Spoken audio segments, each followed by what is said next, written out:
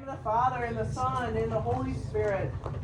Heavenly Father, we come before you now as the Dead Theologians Society and ask for the gift of wisdom from the Holy Spirit. Give us the grace to leave all distractions aside so that we may fully receive the gifts you wish to give us during this time together. Open our hearts to your word. Help us to follow the example of your sanctified ones, those saints who have lived before us here on earth and who now live with you in heaven. Help us to be attentive so that we may be inspired by their examples and become holy. We make this and all our prayers through Jesus Christ, your Son, our Lord. Amen. In the name of the Father, and the Son, and the Holy Spirit. We are so blessed to have Mr. Campbell come all the way from the great state of Michigan to God's time zone, which is what the Central Time Zone is. I like to refer to it that way. He is just a wonderful Catholic speaker, an author. Thank you. Professor. You have a lot of titles. Dad, you have a lot of titles, so I guess. all are good. Yeah.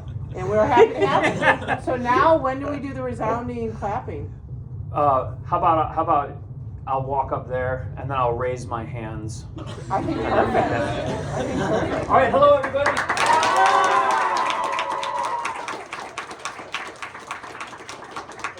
It's so nice to be back here again. The last time I was here, what was that, 2024, I think I was here. It was such a nice time, and I thought about coming back. I just kept thinking that was one of my favorite talks I'd ever given. You guys were one of the nicest groups. And I finally just emailed Laura and was like, can I just come back? And she was like, yes. So here I am to talk to you about another one of God's saints. And I think the Lord was really behind my choice of a saint tonight, because I originally was going to do a different saint. Up until about three or 4 days ago, I was going to talk about a different saint. And then I just really had it on my heart for various reasons to change the saint I was going to talk about. Last time I did St. Bridget of Kildare, the great Irish abbess, and I decided to continue with another saint of Ireland who's been very important in my own spiritual journey, and probably one that you haven't heard much about before, which is St. Columba of Iona. Has anybody heard of Columba? Couple hands up. Good. Columba lived in the 6th century. He was born right around the time Bridget was dying, so maybe about a generation after St. Bridget, born in Ireland. His name, Columba, means dove, and sometimes he's called Columkill, which means dove of the churches. He had about the best upbringing that one could have in those days in Ireland. He was born into a very wealthy, powerful family. He was like that kid whose family runs everything in town, you know. His family were called the O'Neills, and they ran almost everything in Northern Ireland. They were the political authorities. They were in control of all the property. Even many of the important abbots and clergy were part of the O'Neill family. So this dude was born to privilege. And not only material privilege, but he had multiple saints in his family already. He had, I think, uncles and aunts that were already considered saints. So just born with everything he could possibly want.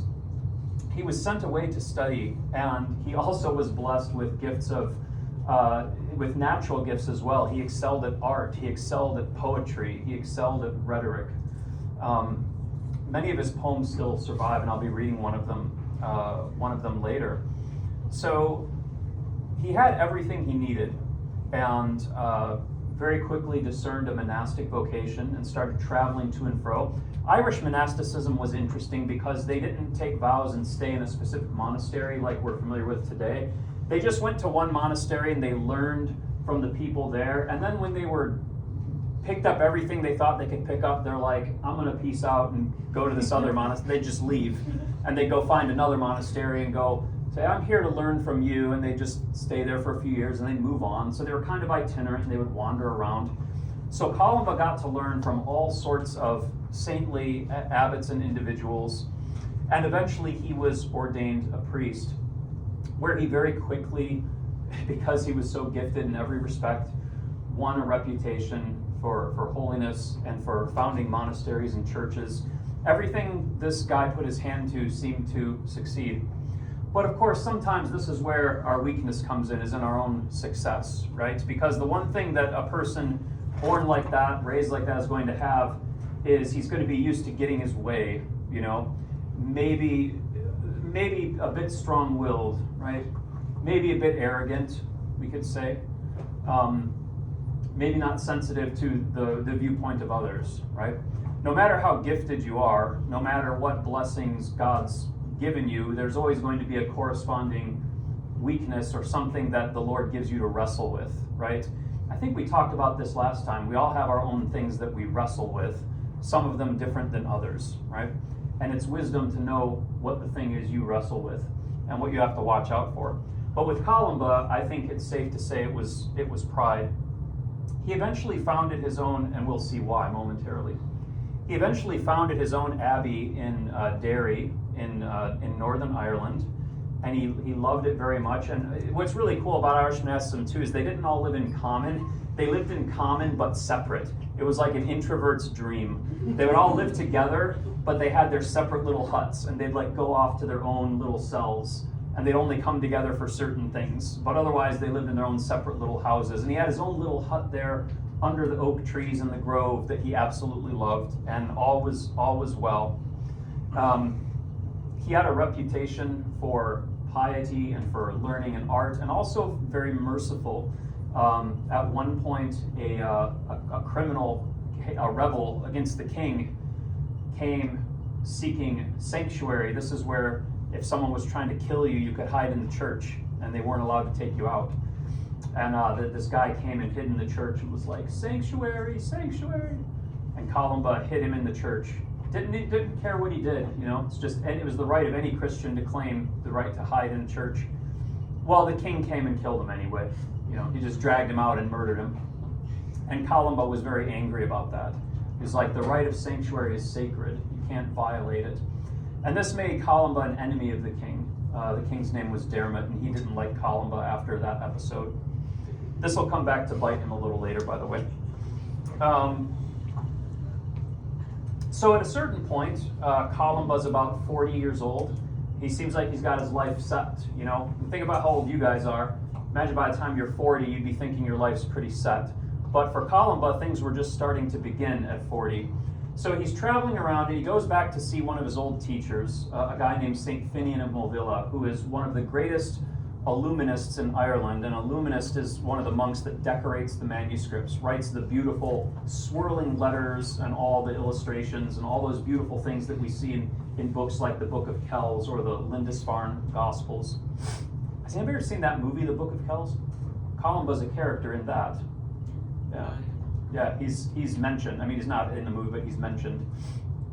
But at any rate, he goes to see his old master, St. Finian, and they catch up, and he says, "Oh, master, what have you been up to?" And Finian says, "I've been decorating the most beautiful manuscript you've ever seen." And he brought him in and showed him a Psalter, which is a copy of the Psalms, beautifully decorated, beautifully illustrated, because St. Finian was probably the best there was. And Columba says, I must have a copy of this for my monastery. This is so pretty. In the old days, that's how you got copies. You had to physically, copy it down. So Columba says, "Let me copy this, please. I want my monastery to have one." And Finney says, No. This is so special. I want only my monastery to have it.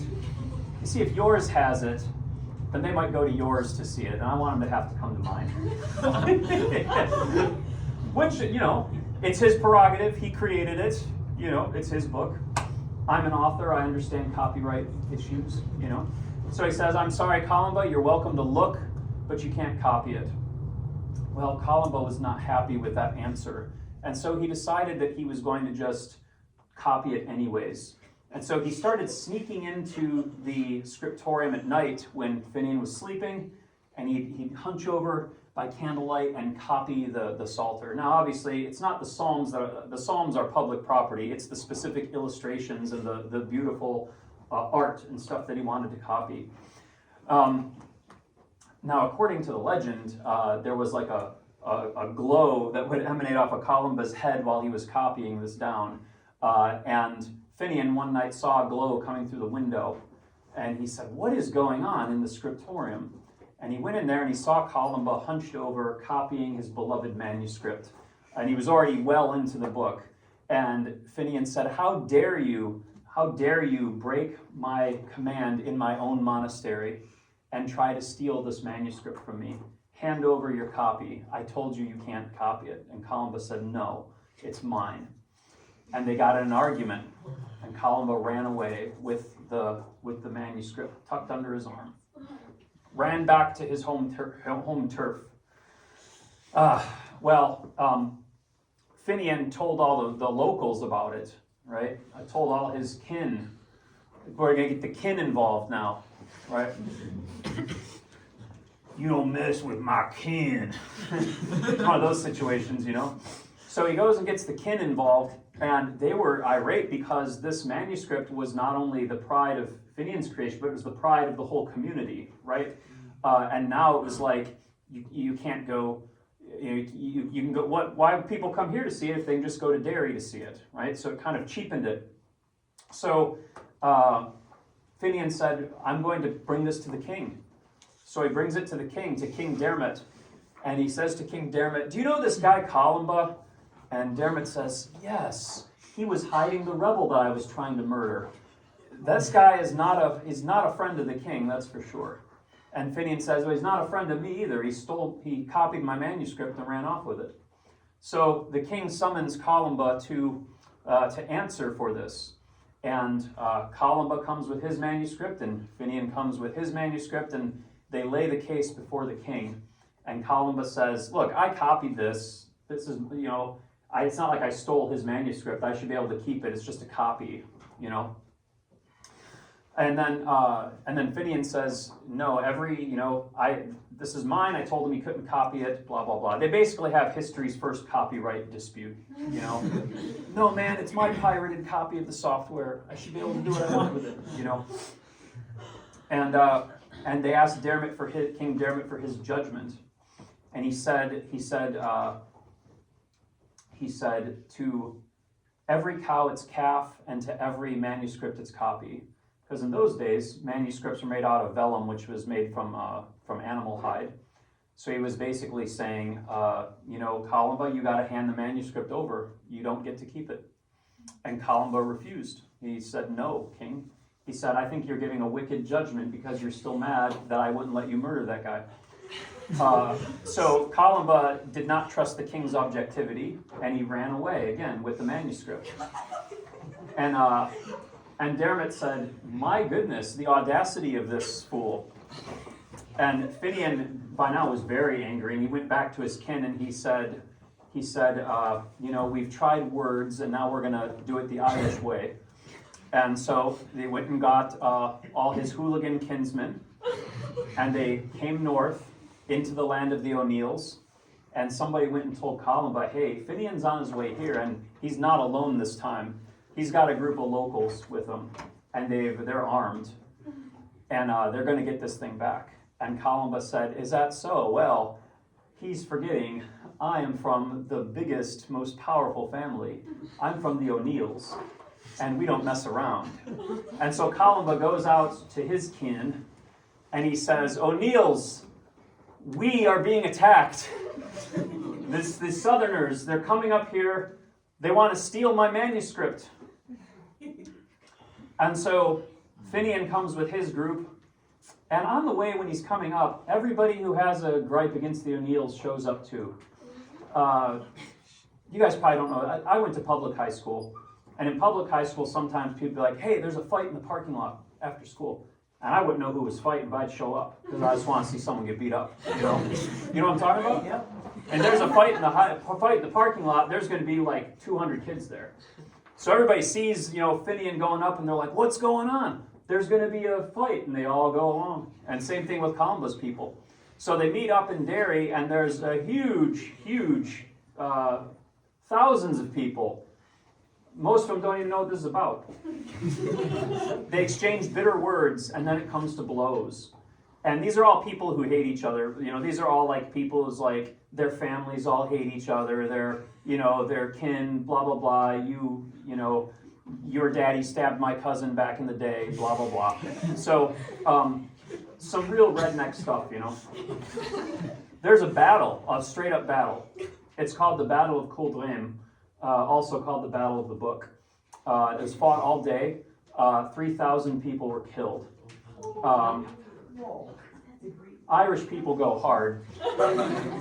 So 3,000 people were killed. And when it was all over, Columba was mortified. And Finian came up to him and said, like, looking at all the carnage, says, well, I hope you're happy. I hope you're happy with all these 3,000 bodies. And Columba at last realized the error of his ways. Imagine if the story just ends here. I was like, well, that was St. Columba. Could have killed a bunch of people. So he finally realized, and what's infuriating about this story is it doesn't say what happened to the book. They fought over I think the book was returned. I think the book got returned, but I don't know. So anyhow, Columba realizes he's guilty of a major sin. Regardless of the thing about the book, it's like you got an argument about a book and it escalates to 3,000 people dying. So he realizes he's guilty of something. So he goes to see an old wise hermit named St. Moles of Erin. And this is like one of his old spiritual directors. He says, what should I do? And St. Moles tells him, you need to go into exile. Like, you can't show your face around here anymore after this. So you go into exile, go to the missions, and win as many souls for Christ as died in that battle. That's what you're going to do. And so Columba goes back and tells his monks, we have to go into exile. No, he says, I have to go into exile. He says, I have to go into exile. And the monks are like, we'll go with you, Father. We'll follow you. And so Columba swears a solemn oath. He says, I will never look on my homeland again. I will never set foot on my homeland again. I'm going to be a perpetual exile, and I'm going to just spend the rest of my life winning souls for Christ. So he gets his monks together. They get in one of them dinky little Irish boats, and they set sail from Northern Ireland to look for the missions. And they sail up into the Hebrides. These are the islands between Scotland and Ireland. And they land on different islands, and each time they land on an island, they do the same thing. Columba gets out of the boat, he trudges up to the highest point in the island, and he turns his back towards Ireland to see if he can see it still. And then if he can see it, he says, we're not there yet, and he gets back on the boat, and they keep going. Finally, they land on the island of Iona, which is 75 miles away from Ireland, and Columba stops and he gets out, and it's a little island. It's 3.5 square miles, but it's a pleasant island. There's a nice little guarded inlet ringed by hills and flowering meadows, and it's a lovely little place on the sea between Ireland and Scotland. And he gets out of the boat and he trudges up to the top of the hill, which is called the Hill of Dún, which is a cool name. And he looks around and he can't see Ireland anymore. And he says, we're here. And then he builds he takes a pile of stones and he makes a cairn. You guys know what a cairn is? It's a pile of stones. He makes a pile of stones to mark the spot, and he calls it Carn Cúil Rí Éireann, which means the cairn of back turn to Ireland. It's still there this day. If you go to the top of the hill on Iona, there's a pile of ancient stones all overgrown with weeds. That's Carn Cúil Rí Éireann. And he establishes his monastery there with his people on the island of Iona. And eventually obviously there's no one to be like, who's he going to evangelize on the island? Well, the island is the base. And then they go off to Scotland, because this island is like between Ireland and Scotland. They go off into Scotland in the area that's now like the Kintyre Peninsula. Scotland has this little peninsula that juts off on the west side. And he goes there and he starts doing missionary work there. And he's fairly successful. And remember, Columba now, he's 42 years old when he started this. He's just beginning his missionary work at age 42. And his whole life's been upended. He's starting over, So this must have been and this is in the old day, 42 must have been like really old back. This is in the year 561. He must have been like very old, So at any rate, he has great success as a missionary. And because, even if you fail, and this is true for all of us, God gives you natural gifts, right? And even if you fail, and if you have sins and problems, and even if you drop the ball big time, that doesn't negate your natural gifts. That doesn't mean you're still not capable and good at whatever you're doing. And Columba is at least smart enough to realize, I'm going to just put whatever happened behind me. I'm going to do what I'm good at doing, which is being a preacher, being an evangelist, and he does it. And he starts winning souls for Christ. And before long, monks start coming and wanting to join his monastery.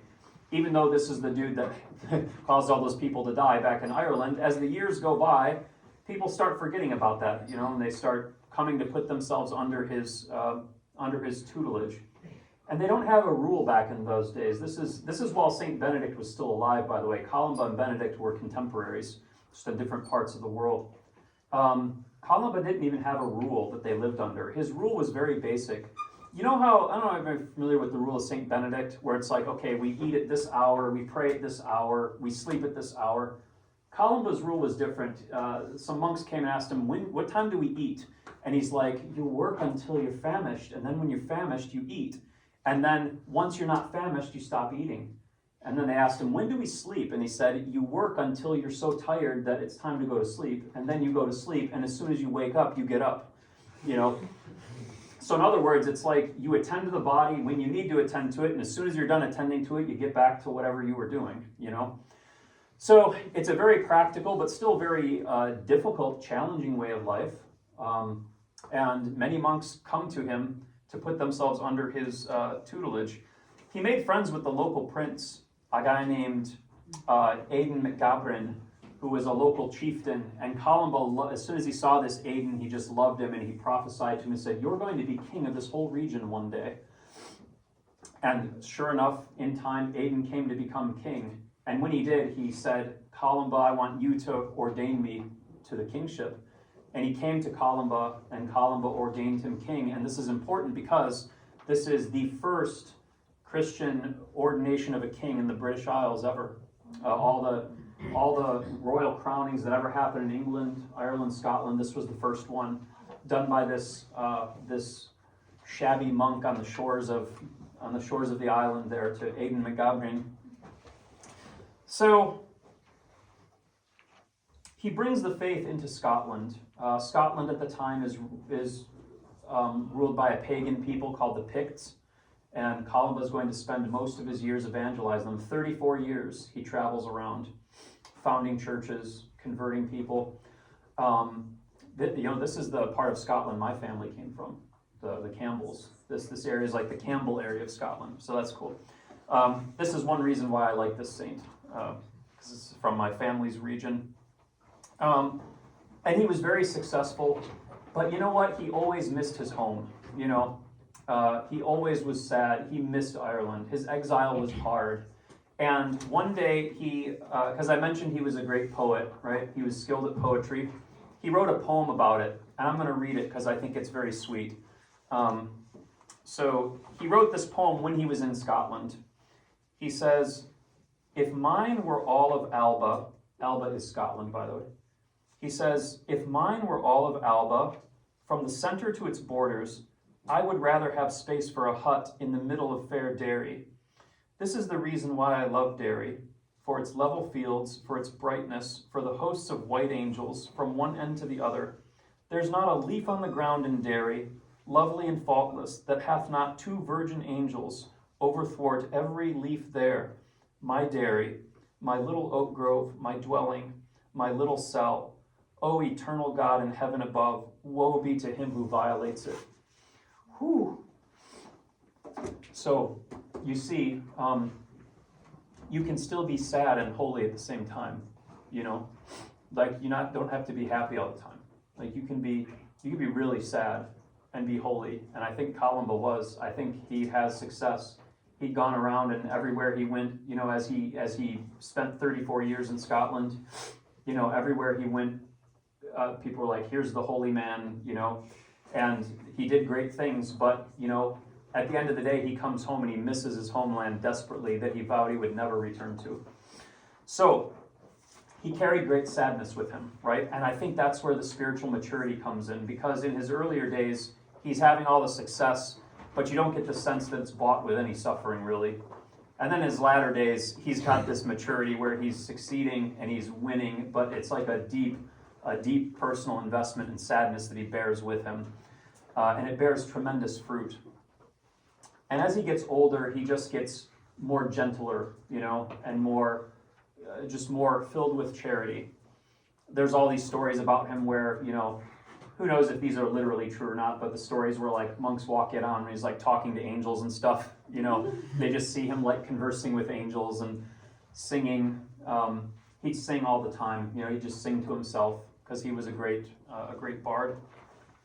Now eventually his reputation precedes him to the point where he's much older now. He's been in exile for many years, and they have some big dispute in Ireland in the church. They're having some big synod, and they say, we need the wisdom of Columba for this. Somebody go get him. Bring him back. Bring him back from that island. It's been long enough. All is forgotten, So they go to Columba on the island, and they say, the fathers in Ireland desperately are asking for you to come back to this synod. And he says, I can't. I swore an oath I'd never look on Ireland again, nor would I ever set foot on its soil. And so I can't. I'm sorry. And they're like, come on.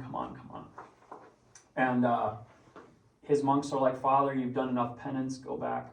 He's like, I swore to God I'd never go back.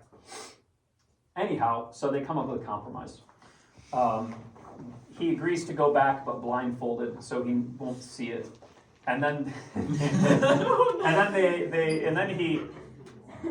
he whips up these special shoes where he takes chunks of Scotland dirt and puts them under his feet so that he won't walk on Irish soil.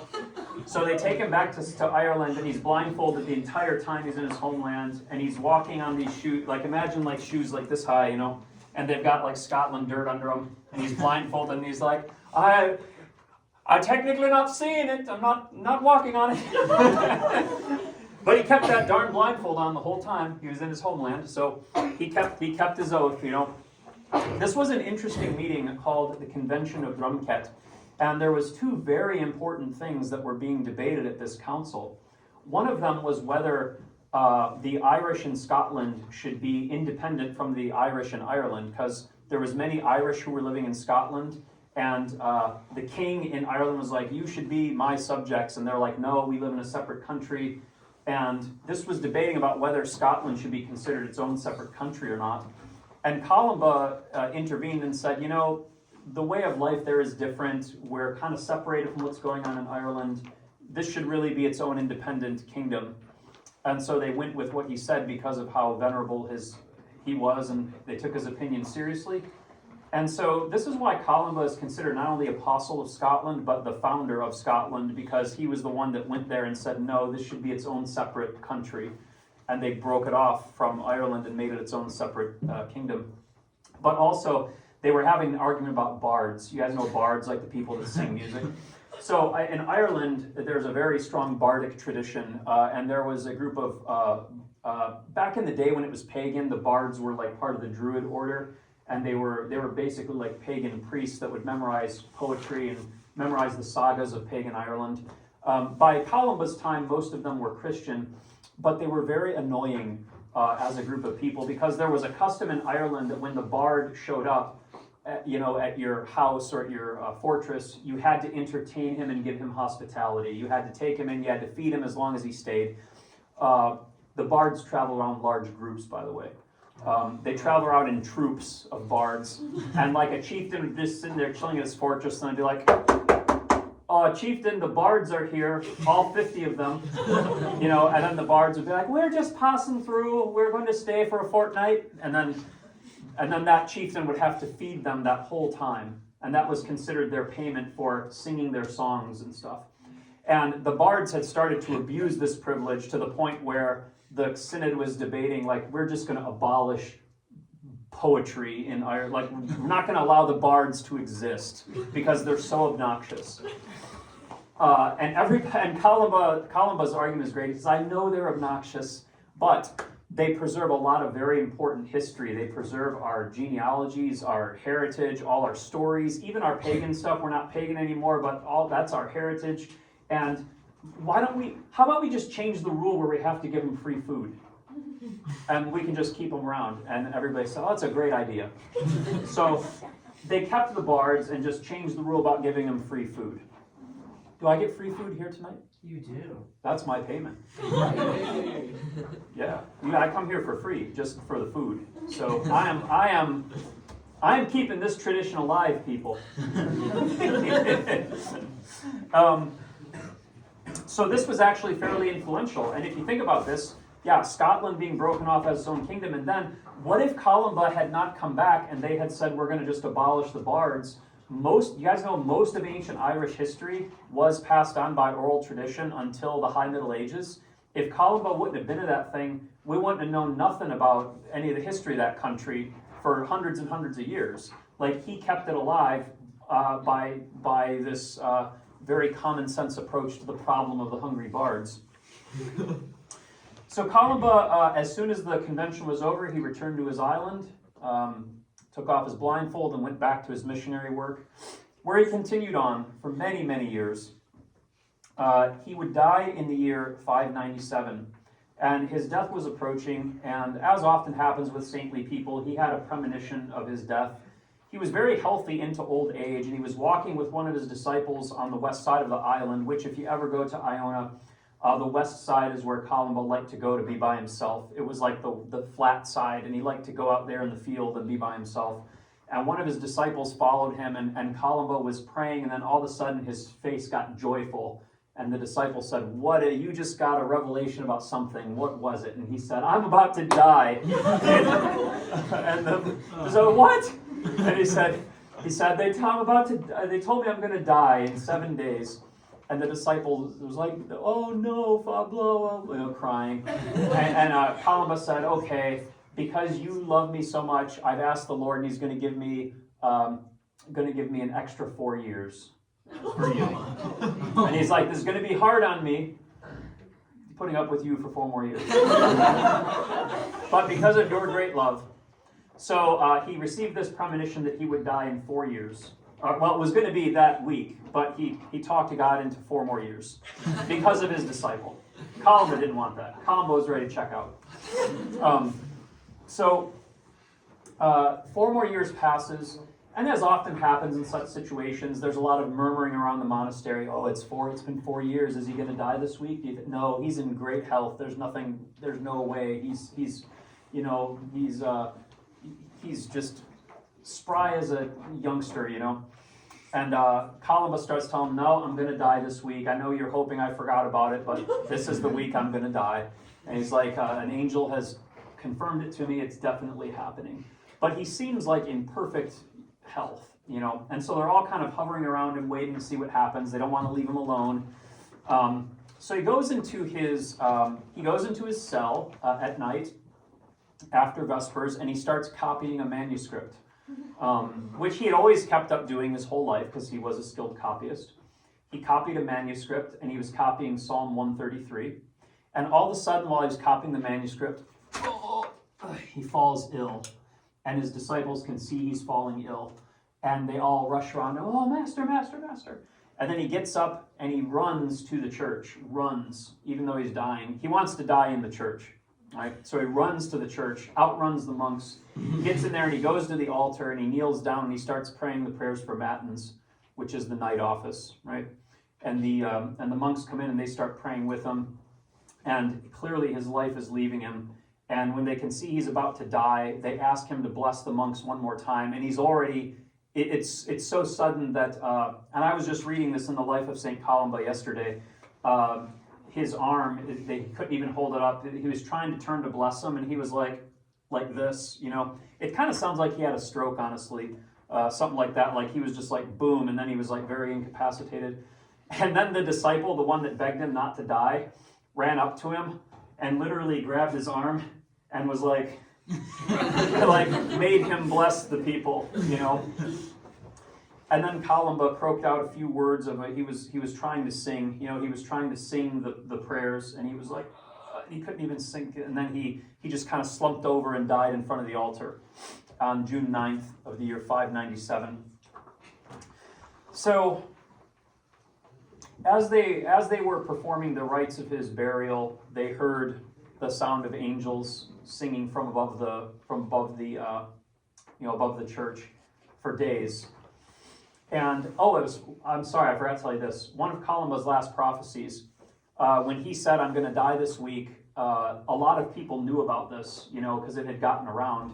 And the monks were expecting, when he died, when news of his death actually reached, they were expecting hordes of people to come to the island for his funeral. And the day before Columba died, they were like, whenever you pass, there's going to be a zoo here with all the people that show up. And Columba said, nobody's going to come.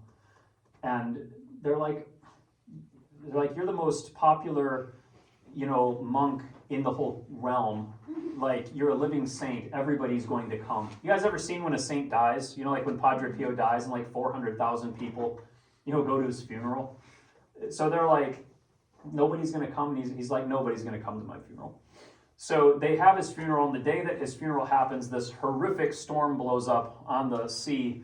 And the sea between Ireland and Scotland is really choppy and bad. And the storm lasts for the whole duration of his, the funeral rites from the time they lay him out to put him in the ground. It's like 3 days, And the storm rages for 3 days. Nobody can get across to the island. And they don't show up till he's in the ground. So he was right. Nobody came. Not because they didn't love him, though. I think it was one of his last jokes, maybe. So he's buried. And now Columba's bones rested in Iona for about 3 centuries until the Vikings came and destroyed the place in the 9th century. And when the Vikings were coming, though, the monks of Iona knew that they were coming. They had advanced warning, and they gathered up his sacred relics and moved them back to Ireland. Moved them back to his homeland. And they put him in the hill of Downpatrick. This is where you want to be buried. They put him between St. Bridget and St. Patrick. So Patrick is buried in the hill of Downpatrick, and Bridget's buried next to him, and they put Columba there with him, and they wrote a poem about it, meaning the Irish. There's a oh, do I even have the poem? There's a poem about it.